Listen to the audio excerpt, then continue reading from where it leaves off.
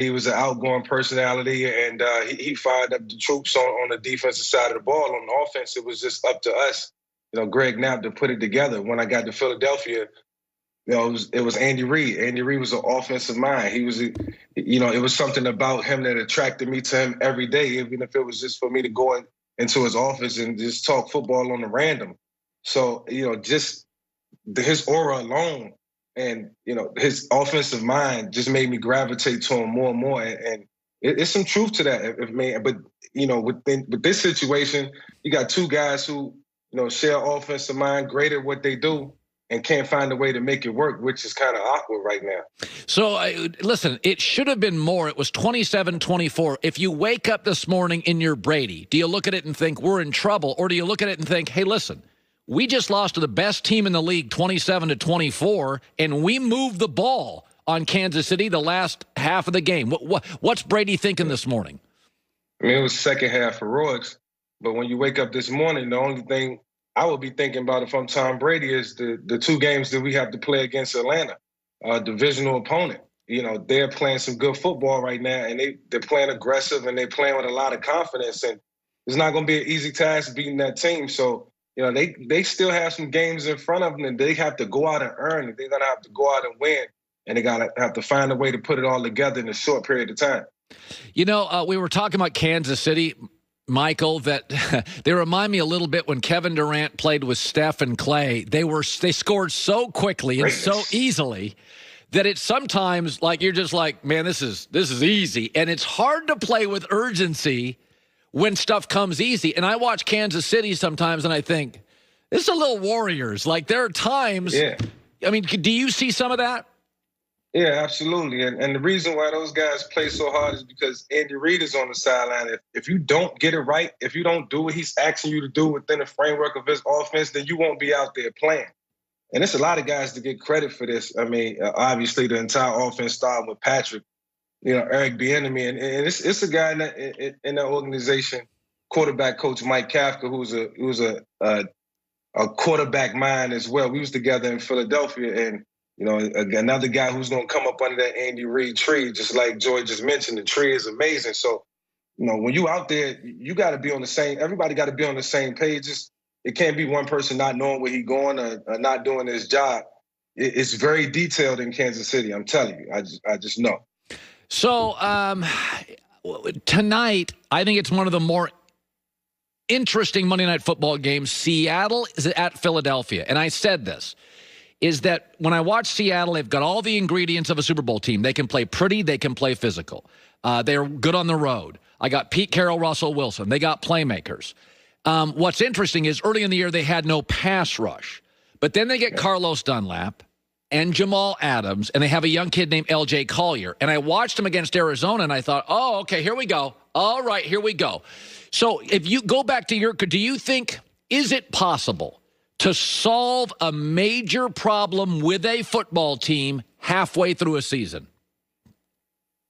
Yeah, it is possible. I think when coaches look at the things that you don't do right and see a way to correct it, the great coaches are going to be able to correct those players. And if the players buy into what the coach is saying, it's going to be easy for them to execute. I think defensively, it's easy to fix that side of the ball whenever it's turmoil. You just got to pay attention to detail. And I've seen that happen on several teams that I played on, specifically in 2011 when we was 4-8 and we needed to win the last four to finish 8-8. And we did it, and our defense stepped up, and we was playing a totally different scheme. And, it was the attitude and the mindset of the guys, but it was also them buying into the scheme and just believing in it because they didn't believe in it before, and we was able to rip off 4 straight. So it can be done. So I'm watching Kyler Murray yesterday, and he struggled against Belichick, and Belichick owns young quarterbacks. So, and again, I'll say this, and I look at it now. I look at it now in hindsight, and I think, oh, of course I should have seen this. Yeah, of course. Tua's going to struggle against him, and Herbert's going to struggle against him, and Kyler's going to struggle against him. What does a great coach? Maybe you face Belichick. What does Bill do specifically that makes it that? Because everybody could copy what New England's doing. What does he do that makes even Kyler Murray struggle? Young guys struggle. It's almost like Andy Reid. I think in the National Football League, you have coaches who are good coaches, and then you have coaches who are great coaches. And, Andy Reid is a great offensive mind. And when I think of some of the great defensive minds in the NFL, I instantly think about Mike Tomlin. I think about Bill Belichick. Why? Because they don't change. They believe in their scheme, and then they don't have to have players out there who are marquee players, Pro Bowl players who just play hard and play within the system, and they get guys to buy in. And the one thing to buying into a system is you got to like what you're doing. Players got to go home and say, "Oh, this scheme is amazing. We're gonna win with this scheme. I like it. We're gonna have opportunities. We're gonna create turnovers," and it becomes a reality. And when it does, it makes it easier to go out and play for a coach like Bill Belichick. But it all starts with the scheme. He's one of the greatest defensive minds the game has ever seen. What am I to make of Cleveland? They're 8-3. They clearly have taken the ball mostly out of Baker Mayfield's hands. I do think they got the right coach, Kevin Stefanski. There's no noise. There's no chatter. There's no cockiness. But you look at him and you're like, I know they're 8-3. I don't like him again. I look at him and I'm like, I wouldn't like him against any of the good teams. What do you make of Cleveland? I'll say this, Colin. Everything that I accomplished in my career, and the way I had to do it, the way it had to happen, especially early on when I was in Atlanta, I would trade it all for the way the Cleveland Browns are playing right now. Running the football and defense. Baker Mayfield's job is so easy right now. We always talk about managing the game. This is a true scenario of a guy just managing the game and doing it the way it's supposed to be done. And, as he do it, they continue to win. He don't turn the ball over. He don't have to worry about distributing the ball and putting the ball in this person's hands or this person getting their touches. Baker Mayfield can just be Baker Mayfield. And credit to the Cleveland Browns organization for building this type of environment around him, because it made their guy successful, who's under the spotlight and under a lot of scrutiny. And it's made their team better. Now they sit at 8-3, and it's something to be proud about. Did you ever have a year like that where you felt it was an easier year? No. I can't think of a year where I came out of it like, man, the defense performed. I take no credit away from the defenses I played with. I love every single teammate that I had.